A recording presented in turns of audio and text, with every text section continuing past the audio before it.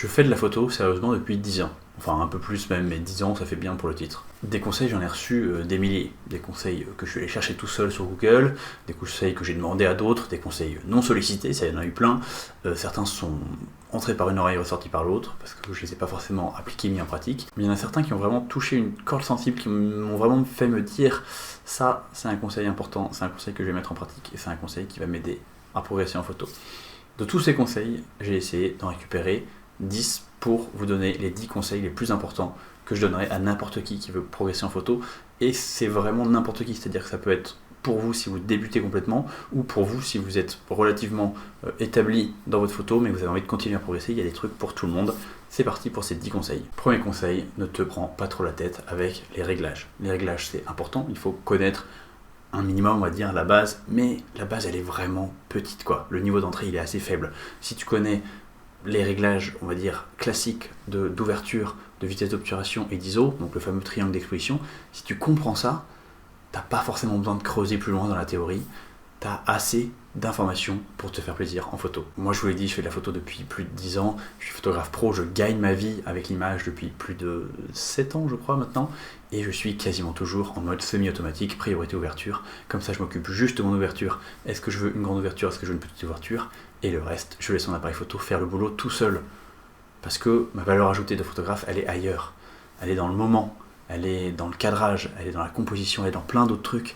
Vous prenez pas trop la tête avec les réglages, c'est pas le plus important. C'est ce sur quoi tous les débutants se focalisent au début, mais ce n'est pas du tout le plus important. Et tiens, pendant qu'on parle de choses vraiment importantes, conseil numéro 2, apprenez à lire la lumière. La lumière, c'est le truc le plus important. Alors c'est pas forcément le plus important de manière générale, parce qu'il y a plein de choses qui sont importantes quand on fait une photo, on en reparlera, mais c'est en tout cas le plus important pour le rendu esthétique de votre image.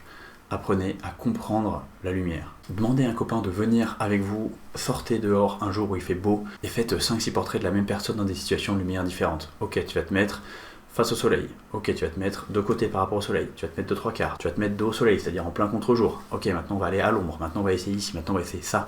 Essayez de comprendre comment les différentes lumières changent vos photos. Vous allez voir, c'est le plus gros levier sur lequel vous pouvez appuyer pour changer le rendu d'une image. Plus que les réglages. C'est vraiment la lumière qui va tout faire. Je prends l'exemple du portrait parce que ça me fait rigoler. À chaque fois que je suis en mariage, dès que je veux faire un portrait de couple, dès que je veux faire des photos de groupe, on me dit toujours « Ah là là, faudrait aller au soleil, c'est chouette, on a du soleil. » Et non, moi je veux aller à l'ombre pour faire du portrait. Parce que les portraits à l'ombre, c'est beaucoup plus stylé. Regardez comme c'est beau un portrait à l'ombre. C'est quand même vraiment plus sympa. Donc en plus, cette lumière, elle n'est pas forcément toujours instinctive. Apprenez, faites des essais pour comprendre comment la lumière, elle impacte votre image. Et ça, c'est un énorme pas pour faire des meilleures images. Vraiment, la lumière. Je sais pas combien de fois je peux le répéter. J'ai déjà fait 1 ou 2 vidéos sur la lumière en portrait, donc je vous les mets en fiche si j'y pense ou en description. Mais allez voir si ça vous intéresse, c'est vraiment un truc qui est super important. Je me répète, mais je peux pas me répéter assez. La lumière, c'est trop important. Conseil numéro 3, détends-toi sur le matos. Si ta photo est ratée, c'est ta faute. Et ouais, c'est ta faute, c'est pas la faute de ton matériel. Ça veut pas dire qu'il n'y a pas des matériels qui sont mieux que d'autres, ça veut pas dire que je vous conseille pas certains appareils plutôt que d'autres, mais c'est pas le sujet ici. Quand tu fais une photo que tu la trouves pas terrible, t'es pas bloqué par ton appareil. T'es bloqué par ta maîtrise de ton appareil potentiellement, t'es bloqué par ton manque de créativité, t'es bloqué par plein de trucs, mais t'es pas bloqué par ton appareil. Regarde les photos stylées qu'on arrivait à faire il y a 100 ans avec des appareils photo qui avaient 1/1000 des fonctionnalités qu'on a maintenant, donc c'était très possible de faire des bonnes photos avant. On peut toujours faire des bonnes photos maintenant, même avec l'appareil le plus pourri, le plus entrée de gamme, c'est déjà un appareil qui est 100 fois mieux que l'appareil qu'utilisait, j'en sais rien, Cartier-Bresson, en tout cas en termes de fonctionnalité, tu vois. Vous avez des ISO variants, vous avez des autofocus, vous avez une tonne de facilités que nos grands-pères n'avaient pas. Et pourquoi je te dis ça? Pas pour te dire que t'es nul, non, c'est que si tu rates une photo, si tu te dis « Ah là là, c'est la faute de mon matériel », le problème, c'est que du coup, tu vas pas te poser la question « Qu'est-ce que j'aurais pu faire différemment pour réussir quand même ma photo ?» Et en fait, tu vas t'empêcher de progresser en mettant dans un coin de ta tête l'idée que c'est toujours la faute de ton matos. Non, mets-toi dans le coin de ta tête que c'est ta faute. Qu'est-ce que moi, j'aurais pu faire différemment pour avoir une photo réussie avec le matériel que j'ai aujourd'hui. Alors il y a des choses que tu peux pas inventer. Évidemment, si tu veux faire de la photo animalière avec un téléobjectif et que toi tu as juste un 23 mm, bon, là tu peux pas inventer un téléobjectif. Par contre, tu peux dire comment je peux faire la photo animalière différemment en faisant des compositions qui sont moins centrées sur l'animal mais plus sur l'animal dans son environnement, des compositions un petit peu plus loin. Est-ce que je peux développer mes connaissances de la nature pour m'approcher un petit peu plus près de l'animal? Bref, il y a des solutions. Cherche en toi. Là, il y a des solutions. On verra plus tard pour changer le matos. Conseil numéro 4, ça c'est le conseil que j'aurais pu mettre en numéro 1, mais en fait, j'ai l'impression que tous les conseils, je me dis à chaque fois, ça c'est le conseil que j'aurais pu mettre en numéro 1, parce que c'est quelque chose que je dis tout le temps dans mes coachings avec mes élèves débutants, vraiment tout le temps. Parce que beaucoup de débutants partagent ce même défaut, ils font des photos sans sujet fort. Une bonne photo, c'est un bon sujet, c'est ça le conseil. Hop, tagline, une bonne photo, c'est un bon sujet. Une photo avec un sujet hyper fort, une photo avec une émotion qui se montre dans l'image, même si elle est techniquement pas complètement réussie, si elle est un peu floue ou si la composition est pas ouf, ça reste une bonne image. Alors que l'inverse, c'est pas vrai. Une photo parfaitement réussie, qui est parfaitement nette, qui est bien cadrée, mais dans laquelle il n'y a pas de sujet, il n'y a rien à se mettre sous la dent, c'est pas une bonne photo. C'est le sujet qui va faire votre image. C'est vraiment la chose qu'il faut chercher. Quand vous voulez faire des photos, qu'est-ce que vous avez envie de montrer ? Un sujet, c'est pas forcément un humain. Un sujet, ça peut être déjà un animal. Un sujet, ça peut être l'absence d'humain. Un sujet, ça peut être un paysage. Un sujet, ça peut être une ambiance. Un sujet, ça peut être plein de trucs différents. Mais posez-vous vraiment la question de c'est quoi mon sujet ? Parce que le pire, c'est les photos sans sujet. Les photos, tiens, j'avais ça devant moi, je prends la photo, et ça va pas plus loin, c'est très dommage. Vous ferez jamais de photos fortes sans sujet fort. Ok, c'est noté ? Conseil numéro, je crois que c'est 5, mais je suis pas très sûr. C'est pas grave, on va dire conseil numéro 5. Apprends la patience. La photographie, c'est un jeu de patience. Et c'est vraiment un jeu de patience à tout niveau. Apprendre la photo, c'est long. Alors, non, je me reprends. Apprendre la photo, comme je vous disais tout à l'heure, les quelques réglages de base, c'est très rapide. Quelques semaines, vous maîtrisez bien votre appareil, c'est cool. Par contre, apprendre la composition, ça prend toute la vie, parce qu'on n'a jamais fini d'éduquer son œil. Apprendre à trouver des bons sujets, apprendre à faire suffisamment d'introspection pour comprendre ce qu'on a envie de photographier et pourquoi. Tous ces trucs-là qui vont nous pousser un petit peu plus loin dans notre pratique photographique, tout ça, c'est des trucs qui vont prendre très longtemps. Donc la photo, c'est une pratique qui se fait sur le temps long. Il y a peu de choses qui sont immédiates en photo. Et même plus largement, si on parle de patience, faire de la photo de rue, faire de la photo animalière, tous ces types de photos, ce sont des pratiques très lentes pendant lesquelles on attend et on passe plus de temps à ne pas faire de photos, à chercher la bonne photo, que de temps à vraiment appuyer sur le bouton et faire des photos. En photo animalière, par exemple, il y a de la préparation, de l'affût, quelques minutes où on fait des photos, quelques moments magiques, et après encore des tonnes et des tonnes d'attente. Donc potentiellement, quand on part toute une journée, on va avoir 3, 4, 5 photos bien, pas plus. Photo de rue, c'est pareil, on peut faire de la photo toute la journée et revenir avec une photo moyenne. C'est vraiment lent la photo. Je pense que ça peut pas s'accélérer plus que ça. Donc il faut apprendre à apprécier la lenteur, il faut apprendre la patience, parce que ça va vraiment vous servir à plein de niveaux de la photographie. Que ce soit la patience au niveau micro, c'est-à-dire la patience là, dans l'instant T, attendre la bonne photo, ou la patience au niveau macro, ok, je développe une série, cette série, en fait, pour qu'elle soit bien, pour qu'elle soit complète, pour qu'elle soit intéressante, c'est peut-être une série qui va me prendre 5 ans, 10 ans, 30 ans à créer. C'est ça qui est beau, non ? Conseil numéro 6, je crois. Allons-y. Conseil numéro 6. C'est quoi déjà le conseil numéro 6 ? Conseil numéro 6, trie tes photos et montre-en très peu. Ça aussi, j'en ai déjà parlé plein de fois sur cette chaîne parce que c'est un peu une de mes marottes. Trie tes photos et montre-en très peu. Si tu fais 500 photos, montre-en 2. Tu auras beaucoup plus de chances de toucher des gens avec ces 2 photos que si tu les noyais dans une sélection de 150 images. Pas terrible, ok ? Si tu montres que les 2 meilleures photos, tu vas avoir beaucoup plus de chances de toucher les gens. Et moi, c'est pour ça que je fais la photo. Entre autres, c'est pour toucher les gens. Je fais attention à ne montrer que le meilleur de ce que je produis. Et encore, parfois, il y a des photos que je trouve trop bien et que j'ai pas envie de montrer. Mais ça, c'est encore un autre sujet. Bref, fais du tri. C'est important, fais du tri. Jette les photos qui sont pas bien. Il n'y a aucune raison de les garder pour plus tard. Si elles sont nulles aujourd'hui, elles seront toujours nulles demain. Fais du tri et montre très peu d'images. Ça vous est sans doute déjà arrivé de tomber sur le site internet de quelqu'un ou même le feed Instagram de quelqu'un et de se dire « Waouh, putain, toutes ces photos, elles sont incroyables ». En fait, c'est juste quelqu'un qui poste peu. A réussi à développer assez son talent pour l'édition pour comprendre quelles sont ses très bonnes photos et ne montrer que celles-là. Ça, c'est vraiment aussi un conseil que je trouve hyper important à l'édition. On en a parlé il n'y a pas très longtemps sur la chaîne. Encore une fois, je vous mets des liens dans la description. Mais une des qualités, on va dire, ignorées des bons photographes, ce sont les photographes qui sont forts dans l'édition. Ils osent ne jamais montrer des images qu'ils considèrent pas au niveau. Mais comprendre que le monde n'a pas besoin de voir toutes vos images et préfère en voir peu, mais les meilleures, ça va vraiment changer votre perspective en tant que photographe. Quand je rentre d'un shooting photo, la toute première chose que je fais, c'est décharger mes images sur mon ordinateur. Ensuite vient l'étape que j'aime le moins, le tri. En plus, j'ai tendance à shooter beaucoup et rapidement rapporter 5000 photos d'un mariage. J'utilise Aftershoot et ses outils d'intelligence artificielle pour m'aider à trier mes images. Aftershoot m'aide à mettre de côté très rapidement les photos floues ou complètement ratées. Et ensuite, il groupe les photos similaires, ce qui me permet de choisir directement la meilleure. Une fois ma sélection faite, toujours avec Aftershoot, je m'attaque à la retouche. Je sélectionne mon profil préféré qui s'appelle Wedding Photography Paul Napo. Bon, vu le nom, vous comprenez bien à quoi il sert, même si je l'utilise aussi pour d'autres types de shoots. C'est le profil que j'ai créé à partir de mon propre style et que j'affine petit à petit au fur et à mesure de mes utilisations. Je laisse Aftershoot faire son boulot magique. Bon, en vrai, c'est pas magique, c'est juste de l'intelligence artificielle. Pendant quelques minutes. Et il ne me reste plus qu'à télécharger les éditions directement dans Lightroom. Ensuite, je passe les photos une par une pour vérifier qu'elles sont au point et je fais éventuellement quelques petits ajustements, mais globalement il n'y a plus grand chose à faire, ça va très très vite. Avec Aftershoot, je gagne énormément de temps sur le tri et la retouche. Tout est devenu beaucoup plus rapide et ça me permet d'avoir plus de temps pour faire ce que j'aime vraiment, à savoir sortir et refaire des photos. Je suis clairement pas devenu photographe pour rester enfermé toute la journée devant un ordi. Aftershoot, c'est aussi un abonnement qui commence à 10€ par mois, un service client dispo 24h sur 24, 7 jours sur 7, et un logiciel qui fonctionne même quand on est en ligne. Vous pouvez essayer Aftershoot gratuitement pendant 30 jours, et en plus avec le code PaulNapo, vous avez 10% de réduction sur tous les abonnements. Et au passage, merci Aftershoot de soutenir la chaîne. Conseil numéro 7. Fais des photos souvent et beaucoup. Bon, il y a une théorie qui dit que si on fait quelque chose pendant 10 000 heures, on va devenir un expert à cette chose.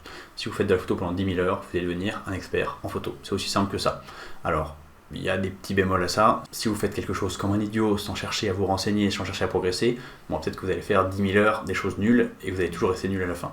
Mais si vous faites de la photo pendant 10 000 heures, en essayant toujours de créer des choses de mieux, en ayant cet état d'esprit de toujours essayer de progresser, essayer de comprendre pourquoi votre photo elle n'est pas aussi bien que vous voulez, de comprendre où vous avez raté pour pouvoir la prochaine fois faire mieux, si vous faites ça pendant 10 000 heures, à la fin vous serez un expert de la photo.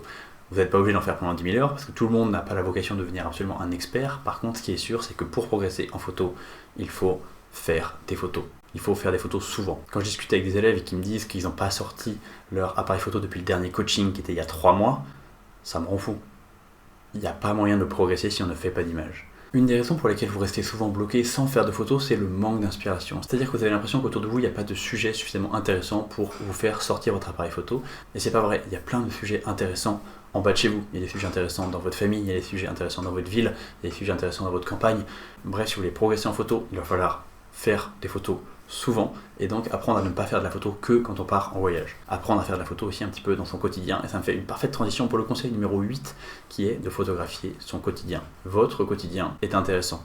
Il est intéressant pour vous, parce que les photos que vous allez faire aujourd'hui, c'est les souvenirs que vous allez avoir demain et que vous allez transmettre à vos enfants si vous faites des albums photos. Mais votre quotidien, il est aussi intéressant de manière universelle. Ça, j'en parlais dans la vidéo surcoté, sous-côté de cet été, sur le fait de photographier son quotidien. Le quotidien, l'intime, c'est beaucoup plus universel qu'on croit, et on peut créer des projets photos hyper intéressants avec comme sujet sa vie de tous les jours, sa vie de famille, sa vie de boulot, son trajet quotidien, son quartier, son environnement. Le quotidien, c'est fabuleusement intéressant parce qu'il y a un côté hyper intime, et en fait, de par l'intimité que vous entretenez avec les gens ou les lieux autour de vous, vous pouvez dire un truc plus fort et plus profond. Quand vous allez en voyage prendre des photos quelque part, ça veut pas dire que c'est une mauvaise chose, mais vous arrivez avec votre point de vue de touriste, tiens, ça c'est étonnant, je prends une photo de ça parce que ça m'intéresse, parce que je suis curieux, parce que je l'ai jamais vu avant. Alors que quand vous photographiez votre quotidien, les trucs qui vous entourent, vous posez vraiment les yeux sur quelque chose que vous connaissez très bien, et dont vous avez un regard qui est un peu plus acéré, et vous allez proposer une vision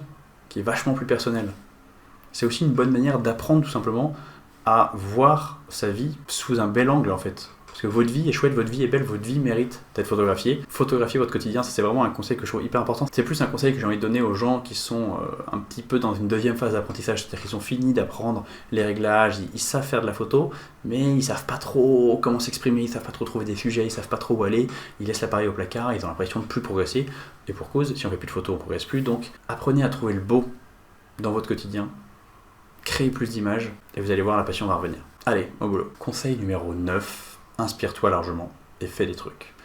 C'est un petit peu antithétique par rapport à ce que j'ai dit juste avant, mais quand je dis fais des trucs, c'est-à-dire que l'inspiration, même si je dis qu'elle peut venir de ton quotidien, il y a peu de chances qu'elle vienne devant Netflix sur ton canapé. Par contre, si tu vas faire une balade dans la forêt, tu peux te dire tiens, là, il y a des super belles textures sur ces arbres, est-ce que je pourrais faire une mini-série où je prends des textures d'arbres de près, et puis je vais les mettre en parallèle avec des portraits que j'ai fait de gens rencontrés dans ce parc, tu vois. Je dis des trucs complètement au hasard. Mais où est-ce que je veux dire? Si vous restez sur le canapé, il y a peu de chances que l'inspiration vous prenne d'un seul coup. Encore que, il y a des exceptions. Si on est en novembre, qu'il fait plus que de pleuvoir et que vous n'avez pas envie d'aller dehors, même si moi je trouve que l'hiver c'est une super saison pour faire des photos.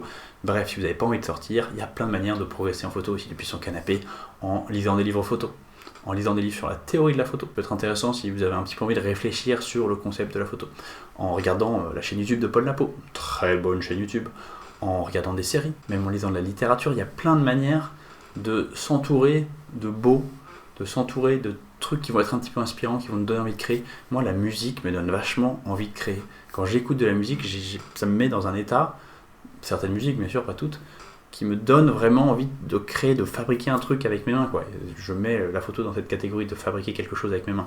Donc il y a vraiment un truc où les arts sont interconnectés, même si la musique c'est pas visuel, ça peut inspirer en photo aussi, ça peut mettre dans un bon mood. Donc quand je vous dis de vous inspirer largement, c'est pas que aller voir des expos photos et lisez des livres photos. Tout ça c'est bien, c'est très bien même.